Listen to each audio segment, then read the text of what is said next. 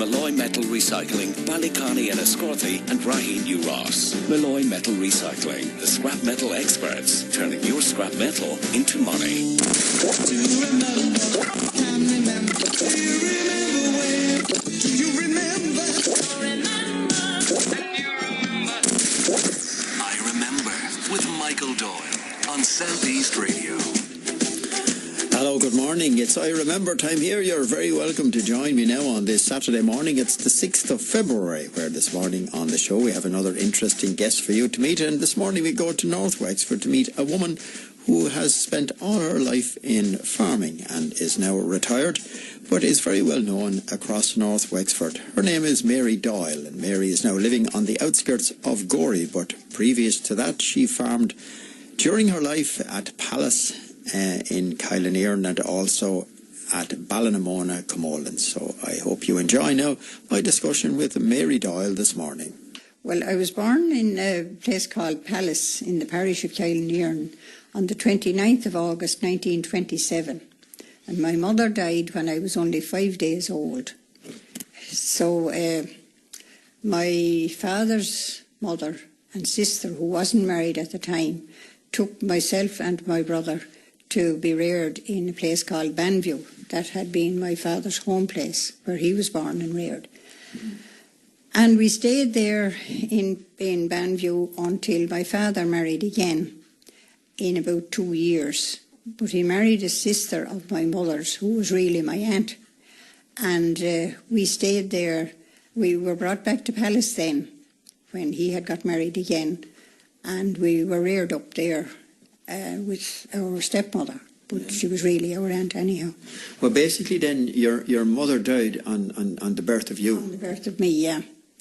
And we stayed there, and my earliest memory, what I remember back about, that my father was going to Waterford one day must have been a cattle sale or an auction or something like that, and there was a car hired to go there, and my stepmother and my aunt were going in the car, and of course I was brought along too. And I remember I got a new coat that day because the ladies were shopping and my father had went to this sale or whatever it was, and he bought a purebred Hereford cow there, and the cow's name I know was Peggy, and it was brought home to Palace, and it started up a purebred Hereford herd, and that's still going on. It was carried on by my brother when my father passed on, and now it's being carried on by my nephew and grandnephew. Well, it's interesting that you can remember the origins of that Hereford herd. Yeah, and it's going on there still.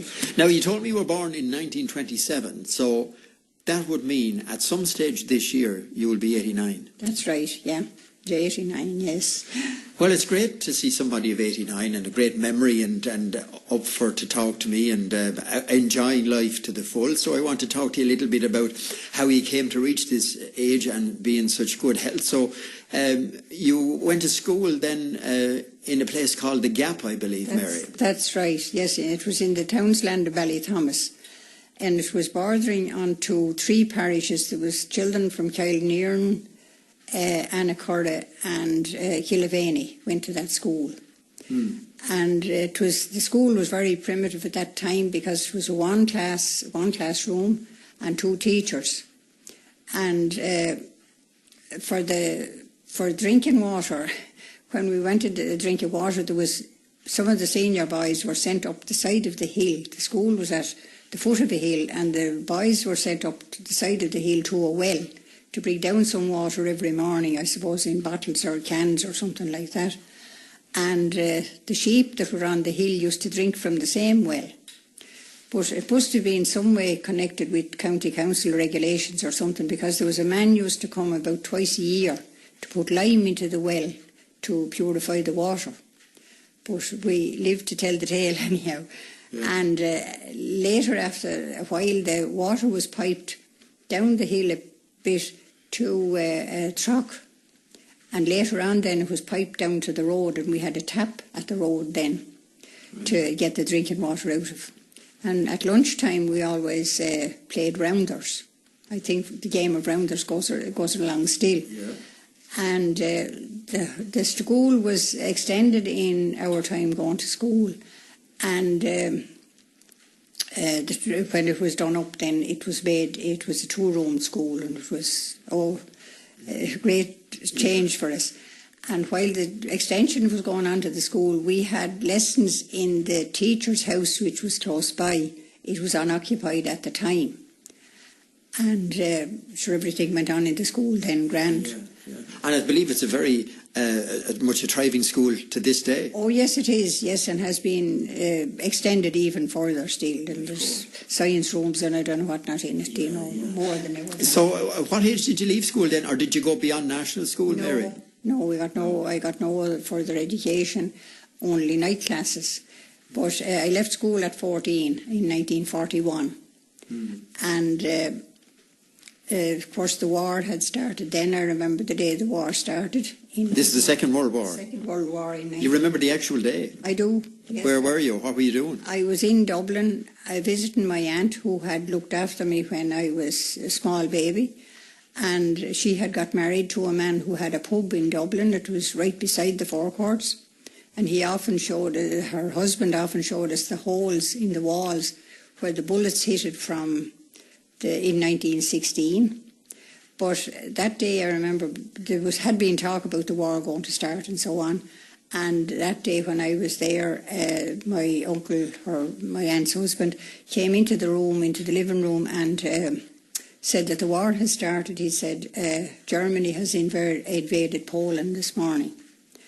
So then, of course, the war was going on and things got scarce, and we all got ration books, and the tea and sugar and butter was rationed, and I don't remember anything about the flour, but then at that time, you see, most farm places had, they sowed an extra barrel of wheat. And the wheat then was brought to the mills and made into wheat meal, and then we all had brown bread. There were two farms, I believe, that you were involved with. Yes. My uncle Pat had the other farm in Banview. That's where we were brought to when our mother had died. Yeah. And there was a communication between the two farms. If there was work to be done in one place, like haymaking or harvesting or something like that, there was a white sheet put up. If things were ready to be done, there was a white sheet put out on a hedge in Banview if the lads from Palace wanted to go there. And then it was done the other way. If there was something to be done in Palace, there was a white sheet put out somewhere on a hedge in Palace for the people from Banview to come. And tell me, how far apart were those two farms? They were about 2.5 miles apart. So they must have been on two hills, were there, that you could see from one to the other? Yeah, they were. Yeah, there was a valley between them, you like. So if you saw the white sheet hanging on the hedge, off you had to go? I had to go, yes, that was it, for the work to be done. And did this apply to women as well as men, or only the men? No, only the men. Yeah. Only the men, yeah. And in the meantime, you were at home, and I believe you got into fowl and that. Yes, I started up with but anyhow, with the emergency, then everything was so scarce, and we had a pony and trap for going to mass and going to town to do the shopping, and rubber tyres on the wheels of the trap got wore out, because of course there was no macadam roads that time. They were all rough stones, and my father devised a plan to get new rubber on the wheels of the trap. He cut strips from old lorry tyres, strips of rubber from old lorry tyres, and was able to fit it onto the flange of the trap wheel. And he'd done a fairly big business in that, because there was, well, some of the neighbours first got their wheels done, and then it spread out around, and other people asked to do their wheels. And he got a lot of wheels from South Wexford, especially from Duncormac and Ballycollan. There seemed to be in a lot, because how I knew that was because I was home, finished school at that time, and when people would write to see would he do their wheels, and I wrote back whatever the terms were. And the terms were that he used to charge €2 if they... £2, I'd say now. £2, yes, yeah. Sorry. £2. Yeah.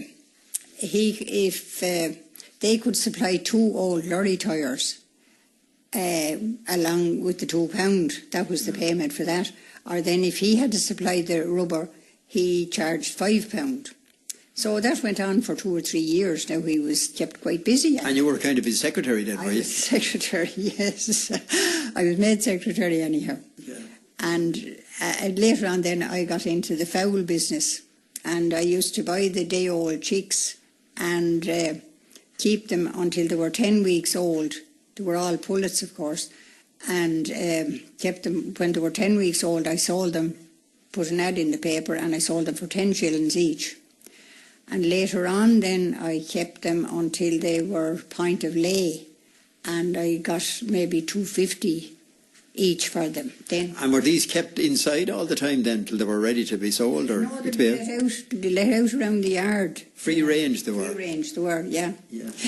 And it's done a fairly big trade in that too, and I'd often have people ringing me to know did I have pullets ready or whatever, you know. Well, that was before the phone times. You suppose they used to contact me to see would I have pullets ready or that. So it was a little business you had then as a young woman, doing this. Yes. Yeah, which was common, I suppose, for farmers' daughters to do work like that on the farm, have their own little enterprise. That's right, that was the pin money. Yeah, the pin money that kept you going. Yeah. So you never worked anywhere, Mary, only on farm, both before you got married and after you getting married? No, only on the farm, yeah. No, I never went. And did you like farm work then and farm life? Yes, I did. I didn't took it all in my stride. I never minded. Sure, it was what you were doing, and that was it. I was interested in it. And you were probably a woman that never got too fussed, did you, about anything? Or let anything get the better of you? I hope I didn't anyhow. Well, you live to tell the tale here today at a good age anyway. That's right. So you are. So tell me then this, through the war years then you lived and worked, you weren't married during that time? No, I wasn't married until 1958. Right. But no, we had, I used to attend an Irish class in what was called the Old Creamery in Palace. It was a creamery, an auxiliary to Inch, I'd say, and it had went out of business for a while, and there were big sort of stores in it, you know, storerooms and that, and they started having woodwork classes in it for the boys, and then there were Irish classes in it at night too. These were all at night, and there was teachers used to come out from the Takingorey to do the woodwork, and they done metalwork in it. But I attended the Irish classes in it, and from there then we had, that teacher used to teach us drama, and we done a few plays in it. We had a dramatic class there. We done quite a few plays. Well, at this point we have to take a break, and my special guest on I Remember this morning is Mary Doyle, originally from Ballinamona, Camolan, but now retired and living on the outskirts of Gorey. We'll have more discussion with Mary after the break.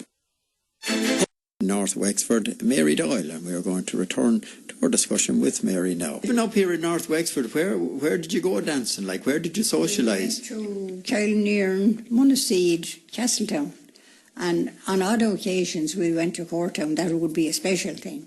Yeah. It would be maybe a Mockra dance. There was Mockra that had started going at that time, or a pioneer dance. And how did you travel to the dances? Well, locally we went on bicycles.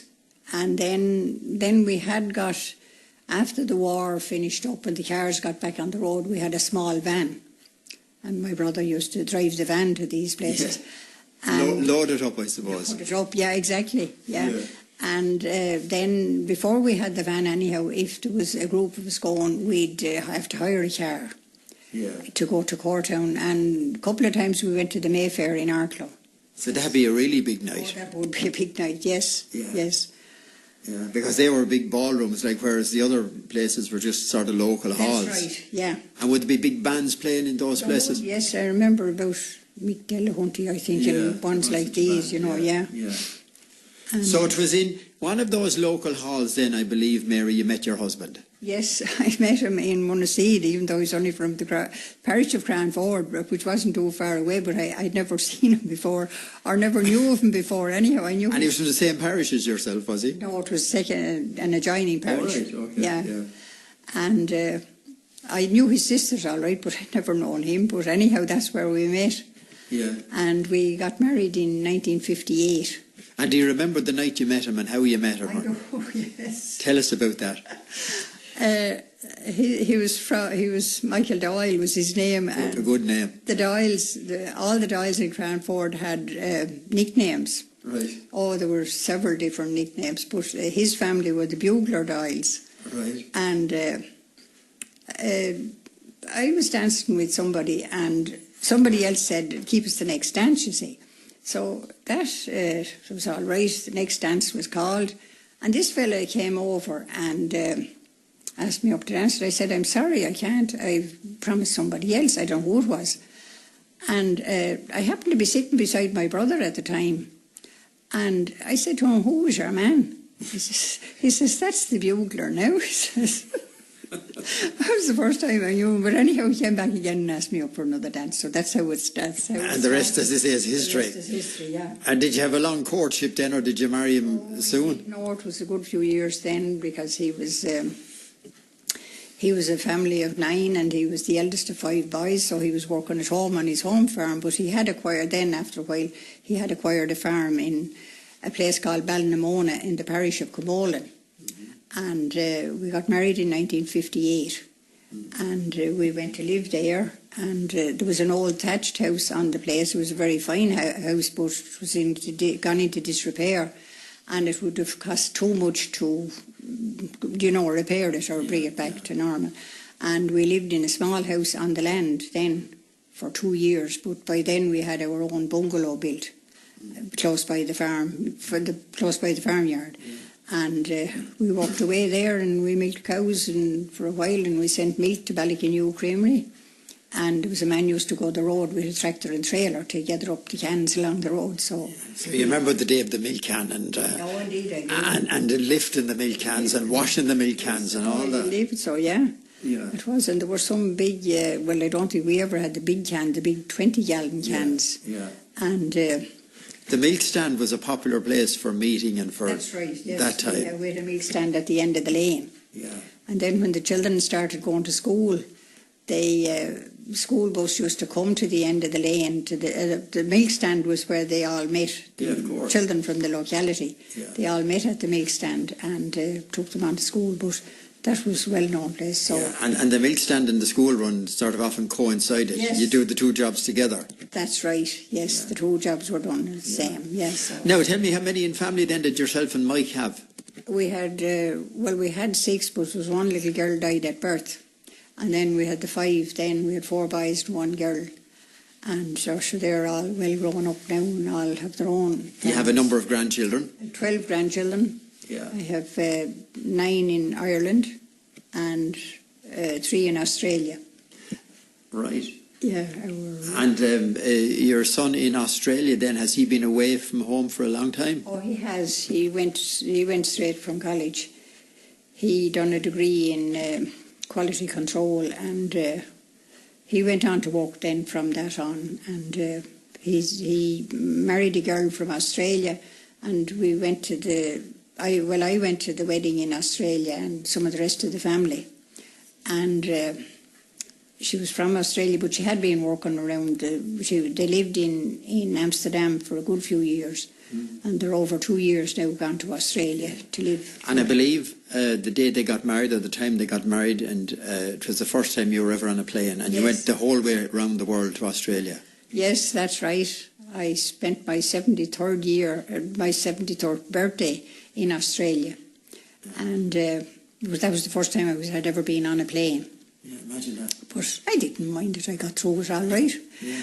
And I don't think you're a woman that ever minded too much. Huh? I didn't, all right. It's a great attitude to have. Yeah, I know. Yeah, there was one cousin of mine and she got a mass said for me. Along with yourself. That's true too, yes. So you're living here now on the outskirts of Gorey, and yes. How, do you spend your day? Because obviously you can get up, and I believe you use the free travel quite a lot and make ample use of all the services that's available for older people. I do, yes. I always knitted a lot, and when I used to knit iron jumpers and iron cardigans for, there was a near neighbour of us in Ballinamona, had sort of an agency from Galway Bay Products, and it was managed by a man by the name of O'Shea Khan. and that went on for a good few years. But I have knitted iron jumpers since then, since that went out of business. But they got too heavy. I wasn't able to, they were very heavy for lifting, managing around and all, so I gave that up. But I know the first jumpers I knitted, I got £2 for knitting them. And the last one I knitted, I got £45. So that'll tell you how much it Big difference, all right. And you've always had good health? I have, thank God, reasonably good, yes. I've had ups and downs, which are... Nothing major? No, nothing major. Yeah. And are you still driving? Yes, I do drive, yes. I drive still, but I don't drive at night. Right. I don't like the lights and all that on the... Yeah. But still to go out and drive even in the daytime now, yes. You want to have all your wits about you. I drive down to Mass every morning, and then in the afternoon I'd go out for a bit of a walk and down the town or down to the shopping centre or wherever. Yeah. But I don't have any bother filling in my time. And you get up early every morning, do you? I do, yes. I get up about 7:15 every morning. Well, that's early enough for any woman.